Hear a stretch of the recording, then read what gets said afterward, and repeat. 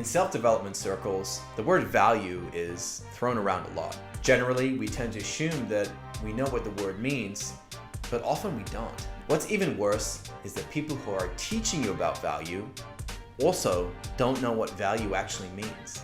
If you've ever been involved in pickup, they'll tell you that value means sleeping with a lot of different women.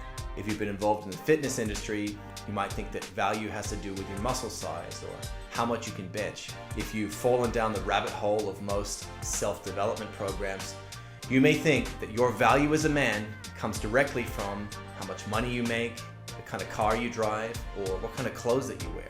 None of this is actually valuable to other people. It's just a long list of things that you desire. Your value as a man has nothing to do with wealth, fame, sex, or physicality. It is entirely to do with how you view the world and yourself within it, and then what you do in according with those views.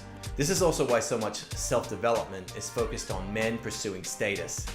There's a biological and psychological drive to rise above the masses and get a competitive edge above other men. This is where the whole alpha male myth comes from. The myth being that if you don't have status, you can't get a woman. And unless you're a dominant male, you're not masculine. Men are judged based on their utility to society, which means their ability to provide something of value to others. Your alpha male status, whether it's through sex, money, muscularity, or fame, provides no real lasting value to anyone but you. Sure, it might be good to have these things and you might get some short-lived benefits from them, but the value will definitely be short-lived and it won't last. Society is going to judge you as shallow, selfish, not masculine, and definitely not valuable. Let's look at it another way. There's a lot of online dating courses that frame success as being able to sleep with a lot of women. Think about it. What can you do with another man's sexual achievements? Nothing. What transferable value does it have? None. And how does it combine to contribute to the long-term success of a family or a community or society at large? It simply doesn't. The same is true for your own aesthetically driven fitness, or your popularity on social media, and your material wealth. The measure of a man is more about his ability to lead, his ability to regulate his emotions, to negotiate, to settle disputes and disagreements. Men provide more to their community than they take. Men find meaning in productive work and discomfort in idleness. Men are selfless and masculinity is selflessness. The hard truth is the more selfish you are, the more you try to get ahead, the less virtuous and less masculine you actually become, making you less valuable as a man. In fact, the very word virtue, from the Latin virtus, literally means manliness. Virtue is not about doing one good thing one time, it's a habit. It requires discipline and it requires training. If you practice masculine virtues long enough, they become habitual. If you practice selfishness and vice for long enough, that also will become habitual, and eventually it will become an addiction. Cicero wrote that virtue, not one's family history, should decide a man's worthiness. Because of this, virtue is something that a man earns for himself. His message can be boiled down into the simple phrase, be worth knowing, not well known.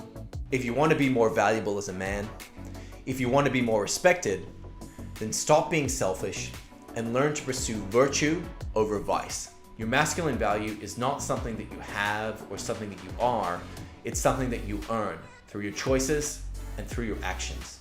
The reason these virtues are valuable is because they are scarce. Very few people understand them and even fewer people live by them.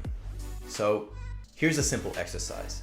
Before you can start to become more masculine and start living these virtues, you need to understand your existing relationships and the value that you offer to them. I want you to make some lists.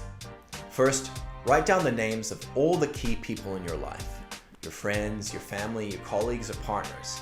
Then, for each person, I want you to write 2 things. Number 1, list everything that you want from that person. It could be attention, friendship, intimacy, respect, sex, anything that you want that person to provide for you. Number 2, write a list of all the things that you want for those people, even if you're not the one providing it. These should be things that you want just for their benefit and not your own at all. Think about how many of the things on that list you are actually providing for them, and how valuable are those things to those people. Is it something that they truly need or want, or is it something that they could easily live without? Once you've done this exercise, do us a favor and leave a comment under this video discussing what you learned and how it went. Which of your lists were longer?